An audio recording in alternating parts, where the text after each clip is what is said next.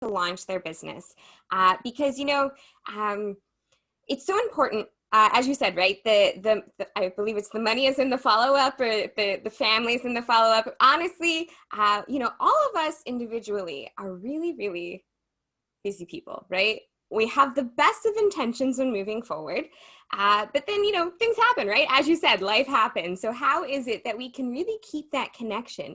And as you said, right, it's not just about keeping the connection for a future business potential client or potential business transaction. It's also just being able to stay connected with friends, with people you may not know will become friends, because if you let it drop, then sadly, it can be one of those things where life happens, things get interrupted, all of that kind of stuff. So what I want to talk about today is how to actually find like the gold in the cards, right? And that of course refers back to when we were able to actually go in person and get, as you said, right, all of those stacks of business cards, and you're like, oh, these are all so thin, this is great. And then you try and put them in your suitcase or in a business card holder, and suddenly there's like overflowing and they can't all fit inside. But what do you do with those? And now, especially when we're doing all kinds of virtual kinds of networking, right? There's networking pop-up groups, there's networking masterminds, there's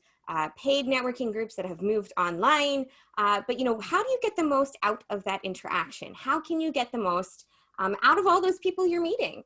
And so I want to first talk about a couple of myths I feel that a lot of people feel about the follow-up, right? One of the things you said was, life happens and you forgot to continue the follow-up. So myth number one is is the biggest one for me to break. And that's this idea that there's a time when it's too late to follow up. And I'm of the opinion it's never too late to follow up. And here's why. As you said, you got busy. The chances are the person you're afraid to reach out to also got busy. They didn't realize how much time had passed. So it's perfectly okay to reach out when you feel it's been too long. And I'm not even going to say how long too long is, because it's never too late to reach out. If they gave you their card, or if they said, hey, please send me a message, I really want to continue our conversation, they have opened their arms and given you permission to reach out. Now, it may be something's changed, right? Business has changed. They've gone in a new direction. They're no longer focusing on that project you talked about. So maybe that you'll reach out and they'll say, thanks, but I'm not looking for that kind of thing right now. And that's perfectly okay. But if you never reach out, you'll never know. And there are so many missed opportunities when you don't take that moment to realize, oh, well, they gave me their card. They said they wanted to talk to me. I should really reach out and go ahead and do that follow-up. So myth number one that I really want to bust is that it's never too late to reach out. And there's a really easy and simple way for you to reach out. And there's one part of this that I want people to remember, because it's what you shouldn't do. So often we feel guilty that life has happened, that things have gone beforehand, and oh my gosh, it's been 3 months since I went to that event and I haven't emailed that person. That's okay. What I would recommend, though, is a really simple outreach message, which says something like, hi, name, this is Kimberly Weitkamp. We met at the Build Your Consulting Business event online. How are things going with you? I'd love to know what's new with you and get an update. Thanks, Kimberly. That's all you need to do. So I've referenced why we're talking to each other. I've reminded that person of where we met or how we did that first interaction. But I haven't given I'm so sorry, it's been 4 months since I talked to you. That's always the embarrassing part, the saying sorry. But what I just heard you say, which is really important, is just a simple reach out and no pressure on them for anything other than you're reaching out. And so one of the things that I was going to ask you about is, we're getting from many, many different sources. How do you corral or contain all of these messages coming in from, well, we've got the exciting Hoova app here. We've got Facebook, we've got LinkedIn, we've got whatever, meeting someone on the street. How do you contain all of this, Kimberly? Because it's almost overwhelming with, where did I hear that person, see that person, meet that person? How do you contain all of that? Absolutely. That's a really great question, Bonnie. Thank you for asking it, because it can get overwhelming when there's so many different places that we can interact with people. Mm-hmm. My personal favorite is to use email. At any time in the conversation, at any time in the interaction, try to move the conversation to email. Now, some people swear by Slack, some people swear by apps, some people are like, I only spend my time on LinkedIn. It's perfectly fine for you to choose one, but try and choose one channel where you can put 80% of your focus. Because what's going to happen is someone will reach out to you on LinkedIn, and someone will reach out to you on an app, and somebody will reach out to you maybe on Facebook Messenger. And you can simply say something along the lines of, I'm so excited you reached out to me. I'd really love to continue this conversation. I'm not on this platform very often. What's your best email address? Can we move the conversation there? And then, you set a time. You set a particular time, like once a week, to go and check those other platforms. So if people do reach out to you on LinkedIn, it's really tempting. Oh, I got a notification. I got to go remember to do that. But then there's something else usually going on at that time. So we think to ourselves, oh, I'll catch up to it later today. Oh, I'll catch up to it later today. Later today comes at 7:00. You're tired, you're done. You're like, okay, I need to go reach out. I'll do it first thing in the morning. And then we check our inbox and something else happens. And suddenly it's been like 3 weeks since that person reached out to us on LinkedIn. So it's much easier for you and it creates a great connection for them, especially where you set aside a specific time once a week to check those other platforms and then try and move them to the platform that's best for you. So, maybe every Thursday at 9 a.m. you check your LinkedIn, who's connected with me, who sent me a message, and then you send that follow-up message. And you set aside a big block of time, like a good hour maybe.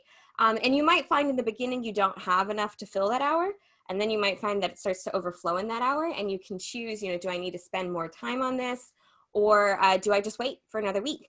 Because the reality is, especially like on a platform like LinkedIn, the average LinkedIn user spends 17 minutes a month on the platform. That's not very long.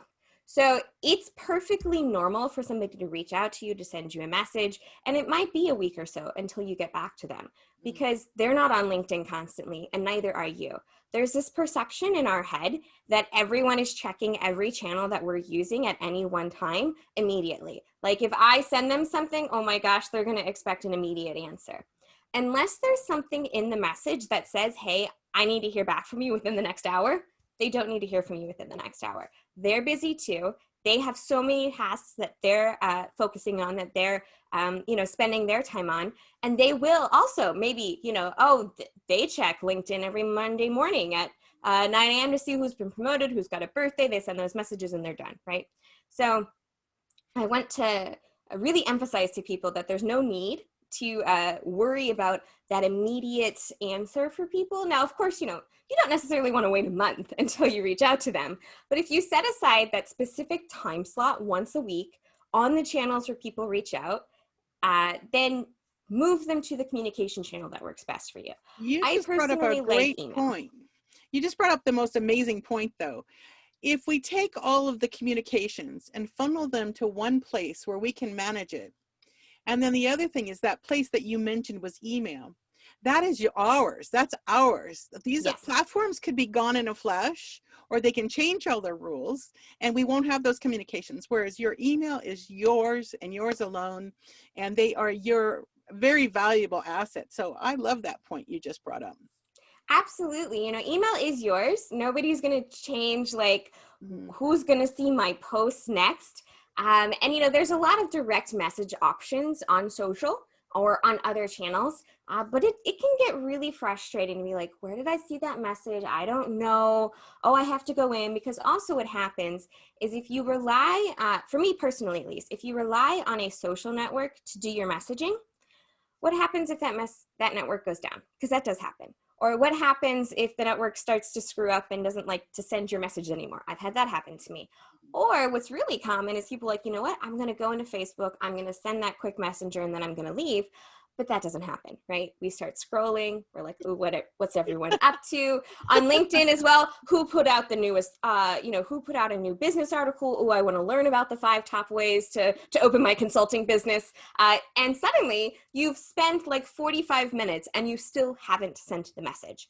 So I recommend moving it to email just because to me, it's more personal. and I definitely know that I'm going to hear from that person. And you have another opportunity to create a continuous connection with people if you have an email program, as long as you let them know that you're about to do it. That is really amazing. Now, do you have like templates for your email that you would send out, like template 1, 2, 3 follow-up messages? Is that what you do? Absolutely. So what I usually do is I come from a place of value, right? When you approach relationships as, gee, what kind of money can I get? It has a very different feel to it. And a lot of people, they're not in the right place to buy from you when they meet them. Usually the statistics most people state is about 3%, right? At any one point, 3% of the people who are a potential client for you are actively looking for your services, but the other 97% aren't. They're just looking for information. So if you assume everyone you meet is in that 3%, it creates a very different experience for people. So what I usually do is I use that follow-up message that we talked about. And if it has only been a week or two since you've had the event, I like to use a more personalized follow-up. So for me, the very first message in no way, shape, or form should be templated or automated. And what that looks like is usually what I'll do back when you would meet in person and you'd get a business card. I would gather someone's business card, have a conversation, and then when that conversation ends, I would go and write on the business card 1 or 2 things we talked about. And usually I would try and remember something that was 1 or 2 things that had nothing to do with business. It creates a more personal connection, and it's going to, click that light on for people about that conversation you had.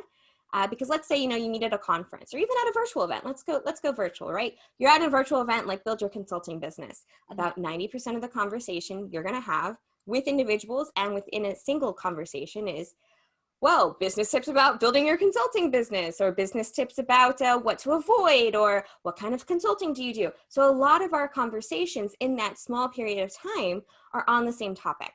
So it's not going to be as easy for people to remember your conversation. But when you note down something personal, like, oh, that person, it was going to go hop in an RV and travel across the country with her fiance at the time. Yes, that was when you and I met. That's something that they're going to remember. They're like, oh, I talked about with that person. I remember having that conversation. So when you add that little personal thing to your follow-up message, it kind of resets their mind. It's like, oh, I remember that conversation. Yeah, I want to read more from this person. So it's a really simple outreach. Hi, it's Kimberly. It was so great to meet with you and have a great conversation at the Build Your Consulting Business Now Summit online. Just a quick reminder, I'm sure you met a lot of people. So I just want to give you a quick reminder of who I am.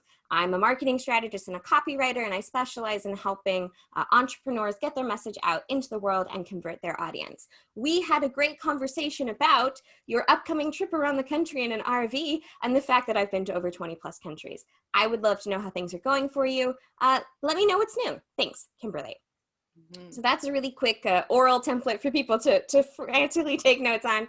And then the second message is where you're going to provide that value and solidify in that person's mind that when you reach out to them, when you send them a message, they're going to get something valuable out of it.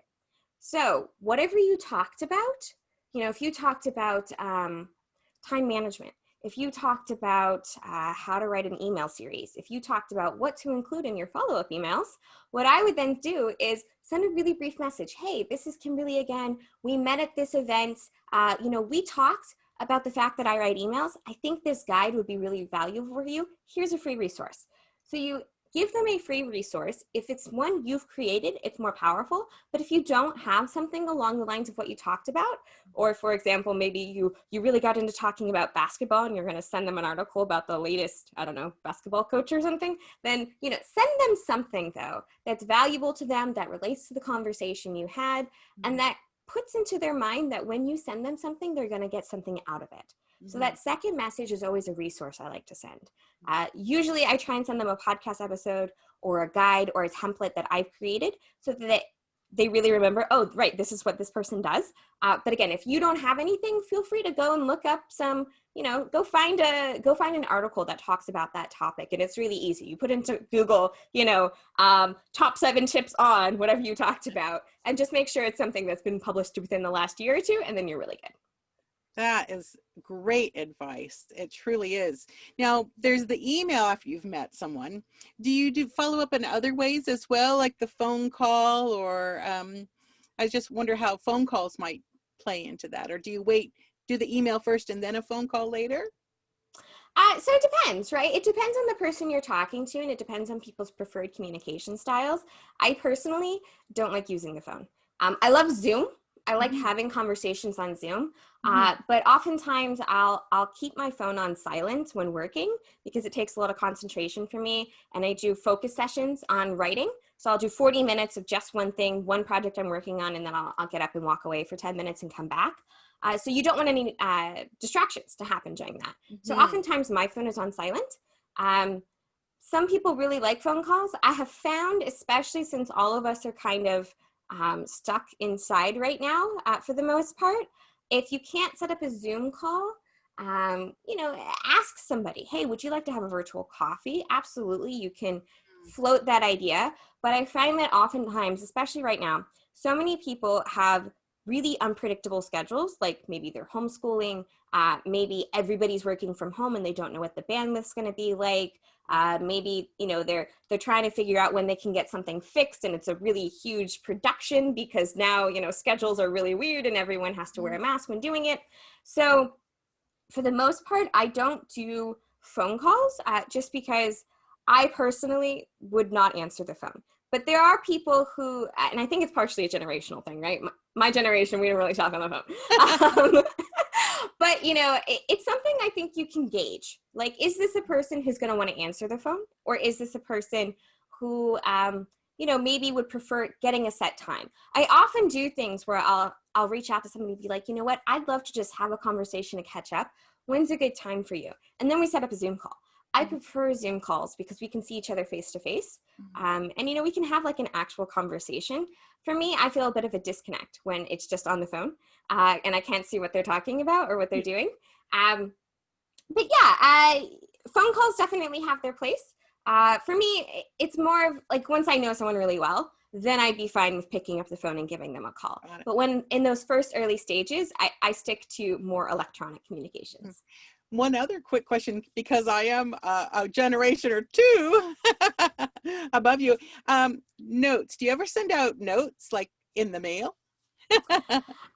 That's on my list. That's on my list. I did it when I first got started, but it's a lot of writing. And personally, my handwriting, okay, I write for a living, right? But my handwriting is not legible to most other people.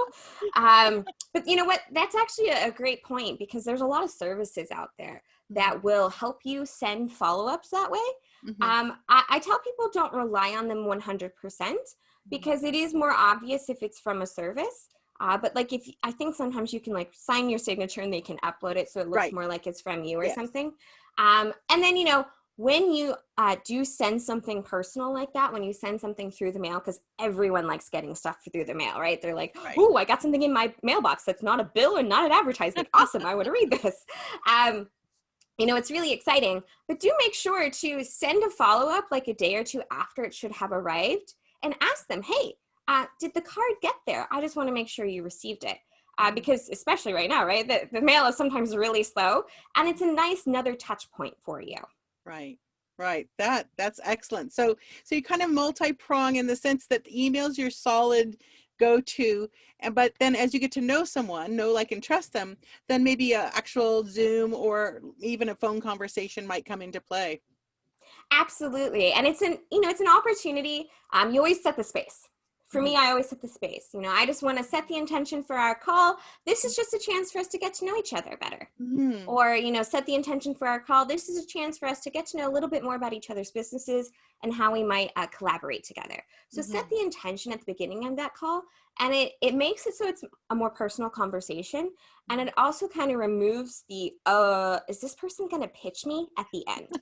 So you always want to set the intention. I just did a strategy call earlier today, and I said, here's our intention. We're going to talk a little bit about your business. We're going to talk about a few next steps. And then if it's a fit for both of us, we're going to talk about how we can continue this relationship into the future. So they know what to expect. So when you're doing that first rapport building, if you will, or learning a little bit more, people only want to type out so much stuff. Um, Email is easier for people to say yes or no to. But there's a lot of things that you just can't put into an email because conversation is really great. So once you get to that step where it's definitely someone you want to keep in touch with, I definitely recommend a 30-minute chat. Let's get to know each other a little bit better and set the intention at the beginning. Look, this is not a sales conversation. I'm not going to try and sell you into any of my programs or services. I just want to learn a little bit more about you and who you're looking for so that I can help you. Always remember to frame the value and frame the benefit of having every single interaction that you have. That would put people at a much more relaxed feeling about that. Oh no, they're going to try to pitch me. But what if how about this, Kimberly? What if you reach out to someone and you don't hear, and you reach out again, you don't hear, and you reach out again, you don't hear? What's your thought process of how many times you're going to reach out to someone and not hear from them?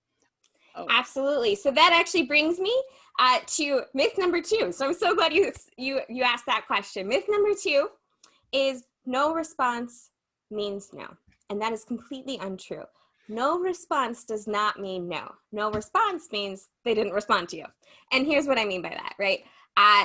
It's obvious, right? Many of us are super busy. We've got so many different things and we're being pulled in so many different directions. It's easy for an email to get lost. And not in the sense that it never made it to their inbox, but in the sense that, this morning I opened my inbox and I had like 35 new messages. It's really easy to scroll through those and miss the fact that you sent me an email and I really wanted to see it. Mm-hmm. So for me, no doesn't mean no. No response means maybe they didn't see it. Maybe it got lost in their inbox. Maybe they're really busy. Maybe something happened and they're not able to respond right away. So I usually follow a simple process for following up, and it depends on what you think the perceived lifetime value of the connection is. So if this is somebody who might refer people to you in the future but isn't a direct client and will never be a direct client, you may not do as many follow-ups as somebody who could become a direct client. Or if you feel that this person has a huge network and would be a huge source of referrals and therefore a huge source of future business, you might do even more follow-ups before saying, okay, this person doesn't want to hear from me. So what I would do is first, you do your first follow-up message, right? And then if you don't hear from them, you follow up once more in about a week. Just because, that first range, especially if it is really soon after you've met somebody, you don't want them to start thinking, oh, well, this person clearly wasn't interested because they didn't message me, right? So you send that first message. A week later, you send another. And then if you don't hear, I usually give it another 1 to 2 weeks and I forward the resource or the original message. Hey, not sure if this got lost in your inbox, just wanted to send a quick follow-up and bump it up to the top. And you'd be amazed at how many people will respond back to me saying, thank you so much for bumping this to my inbox. I meant to get back to you. I really appreciate it, right? So always come to it from a perspective of this person expressed an interest in getting to know you. They expressed an interest in you giving them more information. So it's a disservice to them if you don't follow up. If you follow up 3 times and still don't hear anything, I'd usually give it about 1 more month, give a lot of time, and then send a new fresh message that's a reminder. Hey, we met at this event. We had this great conversation. I would love to know what's new with you. Because a month after that first initial contact, things could have changed. A lot could have changed. So it's a great message to send out as a follow-up. But it's also, again, not placing a lot of expectations. It's not saying, hey, don't write this message that says, I followed up like 4 times with you and I never heard back. What's going on? We had such a great conversation and I'm ready to move forward when you are. That doesn't set a really great feeling for that person because maybe something happened. Maybe business got super busy. You don't know. But there are so many different things that might have come up and it has nothing to do with you. So I'd say first message, wait a week. Second message, wait 2 or 3 weeks, send a message. And then the fourth message is like a month after that. At that point, it's been about 2.5 to 3 months. If you still don't hear, then it's up to you. Well, is this person potentially going to become a source of income? Or is it time to say, all right, I'm going to step back. And if this person wants to reach out to me later, then I will respond in kind. But right now, I don't need to spend the energy on this because it takes time, right? To send those follow-ups, to find those resources, to put it in your mental calendar that you need to do something. This is an interesting thing because we met in 2017. Yes. and then we haven't connected again, but here we are together. Exactly. And so sometimes we bump into people all over the place, and I think even more now will start happening online or meeting people. So when we restart the conversation or we reconnect with someone, do we just kind of say, it was just like we just did, it was great meeting you a few years ago, and here we are again. So where do you start again when you're with a client that maybe you were bumped into, didn't connect really, and then you're bumping into each other again? How do you handle that, Kimberly? So, when we first met, we did exchange a couple of messages, and then, things happen, right? Life Life happens. happens. And if you re-meet again, then the circumstances are different. So I kind of approach it as, if it was a strong connection that first time and life happened, right? Or, some people exit the workforce and then they come back, there's all kinds of different things that might happen. So you have two options. One is to treat it as if it's that first time. But oftentimes I'll say, it was great to reconnect with you. I'd love an update on what's going on. It's the same type of message that you would send out, that second or third message after you talked with somebody. It's definitely a matter of, hey, it was great reconnecting with you. I'd love to know what you're up to. There's a couple of times I've run into people, we do the follow-up once or twice. I don't hear from them. I say, okay, maybe it's not the right time for them right now. And then I'll see them again at another event in 6 months. Oh, it's so great to reconnect with you. Great. Then you do the follow-up sequence again. Because, we always have to remind ourselves that it's not a slight against us. It's life happens to other people. We're super busy and they're super busy. So if something happens, it doesn't mean it's a no. It means it's a potential yes, right? I was in touch with somebody, I think, for 3 years, off and on, a follow-up here, a follow-up there. And then finally they were ready to hire me.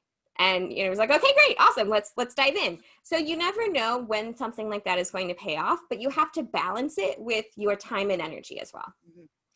I know that my dear friend of mine in Seattle, she had a real estate agent contact her every year for 8 years. 8 years after their initial, she purchased through this agent. Because the woman had reached out to her once a year, when she went to sell that house, she used the same agent. And I found Absolutely. that was really that follow-up. Even though it wasn't much once a year, she still reached out. How do you feel about that? Like you could probably have thousands in your, your roster there, reaching out that once a year sort of thing. What do you feel about that? So reaching out once a year is great if you've had that second connection. So as you said, this real estate agent helps the woman buy her home. So they'd had an actual interaction, I see. right? It wasn't just a brief meeting at an event, cool, great, we'll talk later. So if you've had that second or third connection and then it kind of falls off, absolutely put them into a nurture bucket. You can initially start putting them into a bucket where it's like once a quarter you reach out. Hey, what's new? What's updated? Let me know. And then if you're not getting any kind of juice from that, sending something that's a little bit more memorable, like a postcard or a thing of brownies on their birthday or something like that, where you can do that once a year follow-up. Because you never know when it might spark a conversation or when it might spark something for someone. I'm a big proponent, though, of if you do get that second and third interaction, then you want to be in front of them more often. So then that's, hey, can I put you on my list? I send out weekly information about marketing insights and how to get the most from your copy. Most people are going to say yes to that. And then your follow-up's kind of automated in a way that is still very relevant for them, but it's not something that you have to mark down into your calendar. Oh, I really need to remember that person I met 4 months ago. I was supposed to send them a resource and I haven't done it yet, right? You don't want that kind of situation to occur. So, and that's another reason why I really like email, because once somebody's interacting with you on email, it's really expected for you to say, hey, can we continue this conversation on email? All you need to do is give me permission, right? With the thousands of people that we might, because sometimes I know that I do have a CRM with thousands of people in there. I just heard you say like a warm bucket. Do you have then the categories of people that you kind of put them in, and so you can keep moving it forward, or just keep it in that simmer bucket or whatever? Can you explain what you use in your mind? And Absolutely. So when I say a nurture bucket, that's more of the my time outreach. So for example, if I connect with somebody on LinkedIn, what I usually do is if I can't get the conversation moved to email, if I ask something like, hey, what's your best email address to keep in touch? And they don't give me one, then what I'll do is I have a spreadsheet. It's not the most sophisticated option, but I have a spreadsheet. I check it once a quarter and I send out an update message to everyone whose email I don't have. Like, hey, how are things going? I would love to know what you're up to. And then if they respond, then it's an opportunity usually for them to say, what are you up to? And then you can, let people know what you're up to, what new things you're doing, what's new in your business, whatever it is that you would like to emphasize at that point. So once a quarter for like LinkedIn, especially since I can't get them onto the email, I have it in my calendar, once a quarter, go in, do your outreach, and you're good for another quarter. Also, you might try something like, if you're doing it manually and you do have their email, but they're not, they didn't give the permission to be put into your email list, then you put them in another bucket. And once a quarter or once every 6 months, again, you just reach out to them. A lot of CRMs can give you reminders. Mm-hmm. I don't like to rely on them because it's really easy for you to push it off. Oh, right, I need to do that. Oh, right, I need to do that. Oh, it's been 2 months since I got that reminder to send the 6-month follow-up. Oops. So whenever possible, create a system that will do it for you. If that means using a service to reach out with a postcard once every quarter, you just add the name to the list and then you don't have to think about it. And it's not that, you're not invested in the relationship. It's that it's not at the right stage for you to invest more of your personal time into it, but you want to stay in front of people. But whenever possible, I get people onto my email list. And it's usually something like, for example, I have a podcast. Mm-hmm. And I have a lot of people who apply to be a guest on my podcast. Ah. And one of the questions I ask is, hey, can I add you to my list to get marketing insights on a regular basis? And most of them will say yes. And then I have a system in place for following up with guests. Like I have dates and I have templates for creating that follow-up sequence. But then they're also already in my email list and they're getting at least an email once a week, usually more. That sounds like a good timing. I know I often will go off list. So if I get it every day, but once a week, I'm like, oh yeah, that person's connecting with me. And I'm okay with that. But what do you think about the time? I just heard the once a week. Some people are daily, some people are weekly, some people are monthly. What's your favorite timing? Absolutely. So you said something really great, which was, you're going to get off of a list if it's daily and you don't like it, right? That is the myth number 3 I want to bust for people. Perfect. Is that if I email my list, I'm going to bother them. Or if I email the people too frequently who gave me their... And here's the thing. If they consider you a bother, they were never going to invest with you in the first place. So, a lot of people are reluctant to email their list frequently. They're like, well, I don't want to bother them.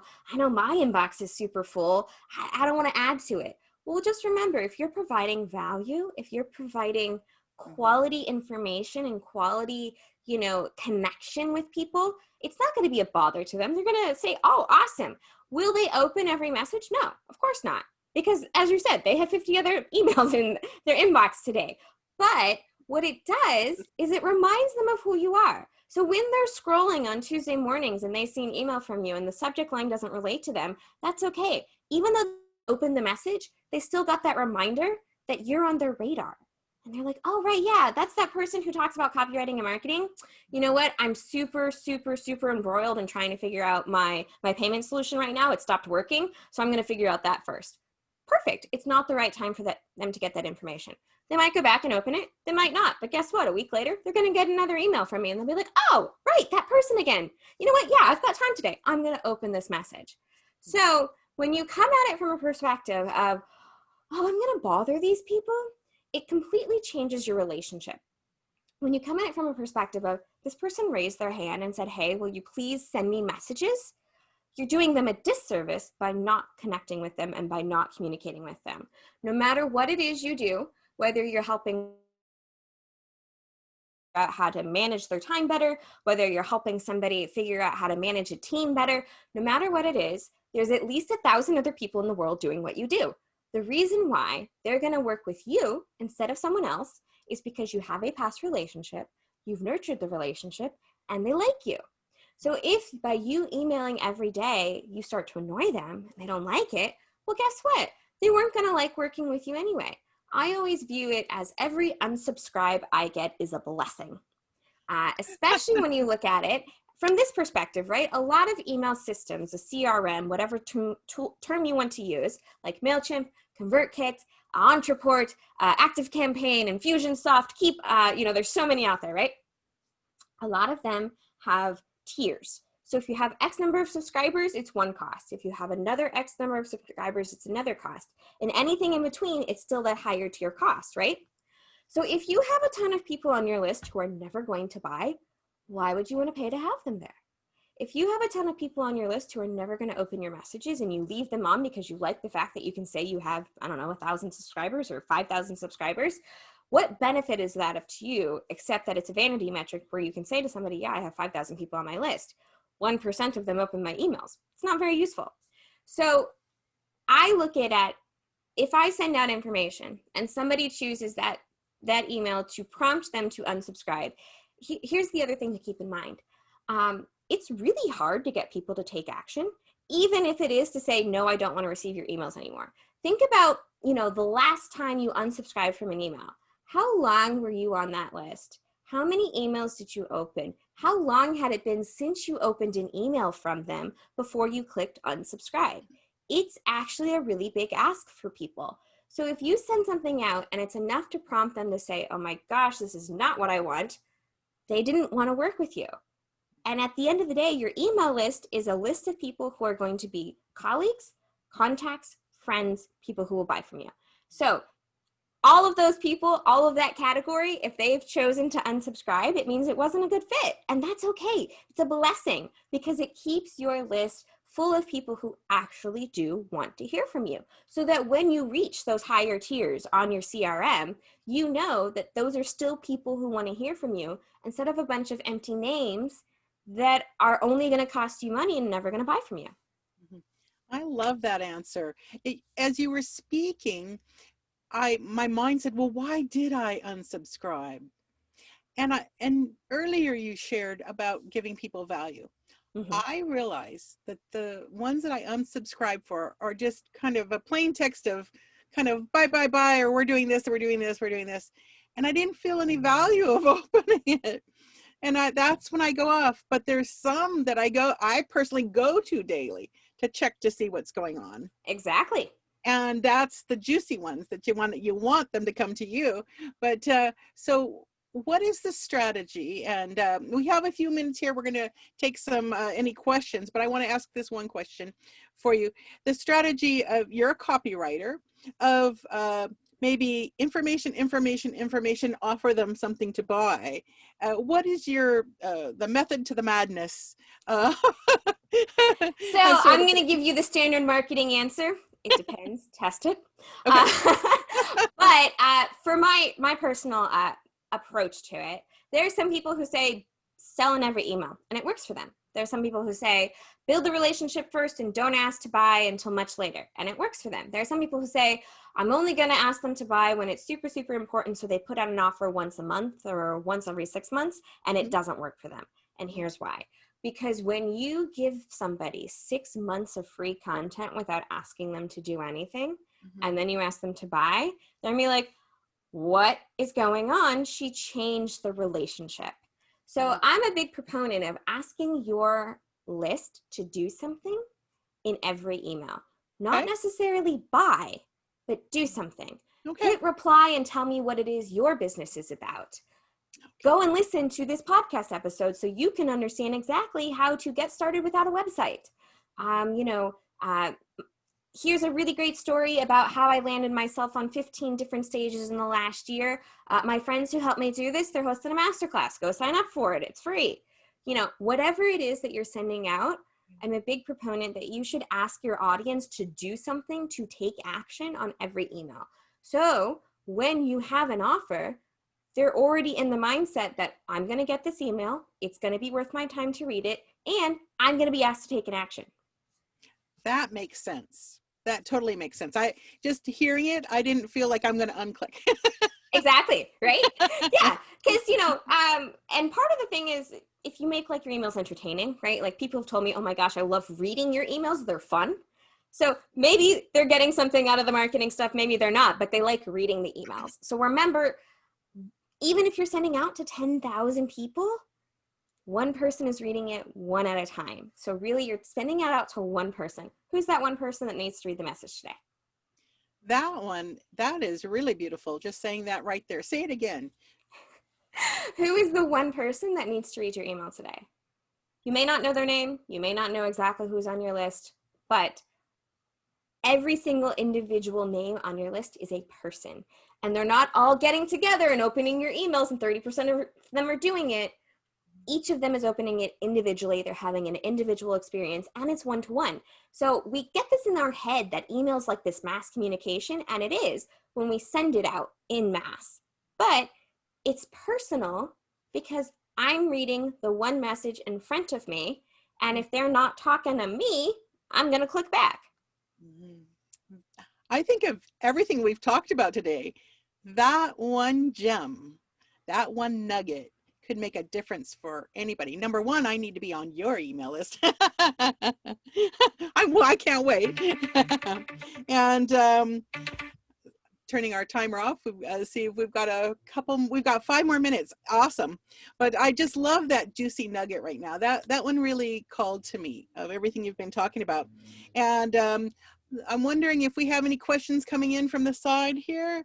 I don't know if we do, but if not, I would like to just say thank you for this amazing presentation. It is really clarifying of how we can, again, the fortunes in our follow-up. And that it was a quote by Jim Rohn.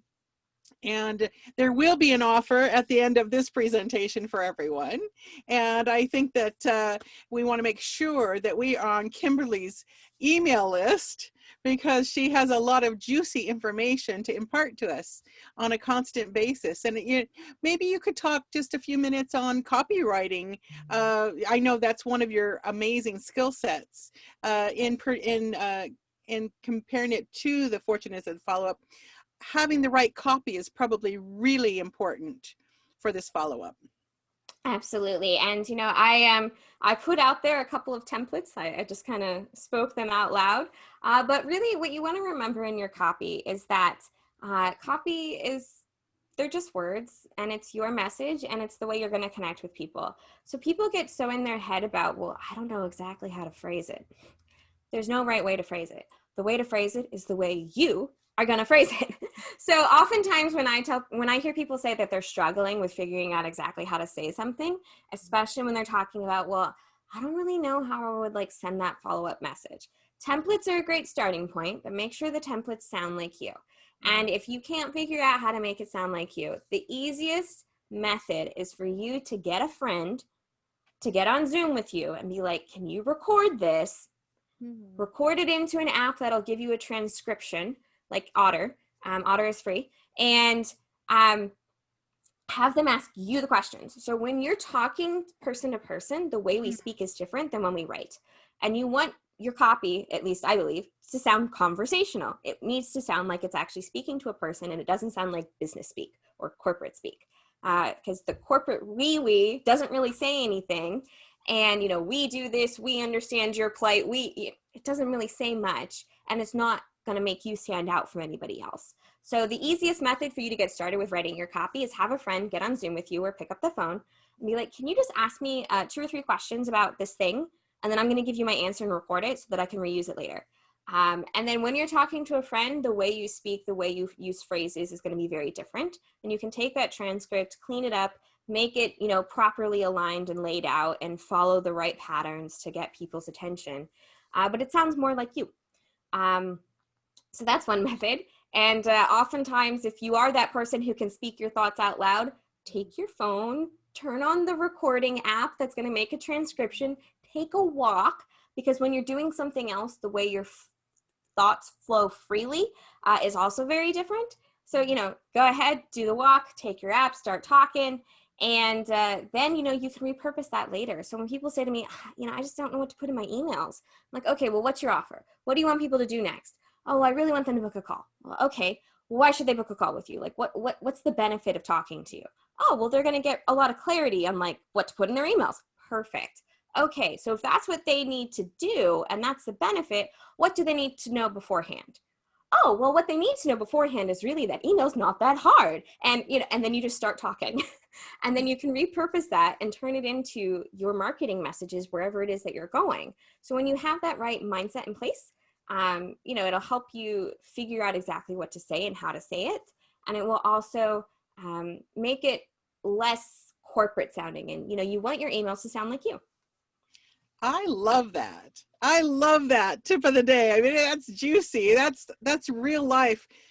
Walking and talking, I must say, that's how my husband and I met on a date off of Match.com.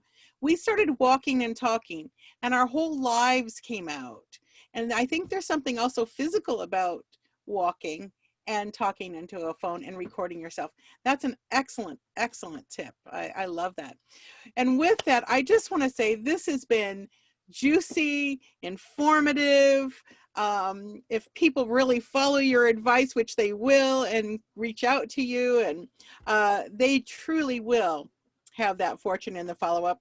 And the conversations that you expressed, how they can take their conversational tone and reach out to people using email. I love that. The funnel of the email of all the different ways that we're communicated with.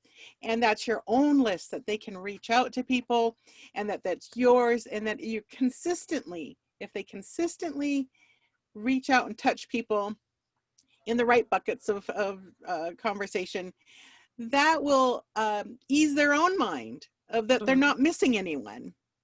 And I think people really will be so happy to hear from us when we do it in a logical, in a sense, methodical way. But it just eases everybody. You're not feeling like you've lost something or I haven't done something wrong. You've done something very right.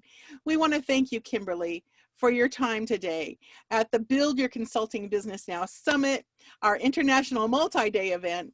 We just thank you so much for your wonderful information and counsel for us today.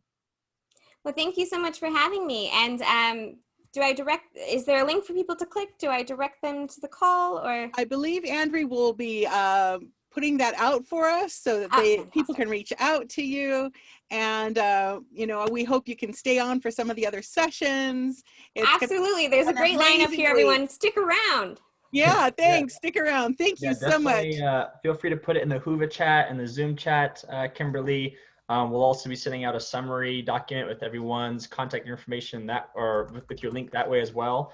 And then we did have another question coming on Whova, actually. Okay. One person wanted to know which apps or technology you use to get cards to add to your CRM. That's a great one. There is an app called Cove, C-O-V-V-E. Cove Scan. You can scan business cards and it'll upload the information and create a CRM. But I will say most of the time I do it old school. I take people's business cards and I put them into my CRM manually, or I put them into a spreadsheet if I meet them on LinkedIn and put in the dates that I need to reach out.